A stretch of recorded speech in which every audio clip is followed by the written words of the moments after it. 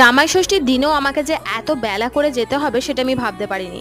সকালবেলা উঠে পড়েছিলাম অনেক তাড়াতাড়ি, উঠে রাধিকার সমস্ত কাজ সেরে নিয়েছিলাম, ব্যাগগুলো গুছিয়ে নিয়েছিলাম, রাধিকাকে খাইয়ে দিয়েছিলাম।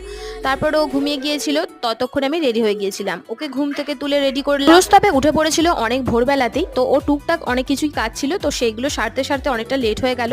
তারপরে ও গিয়েছিল বাইক সার্ভিস করাতে, তো সেখানেও প্রায় 1-1.5 ঘন্টার মতো লেট হয়ে গেল।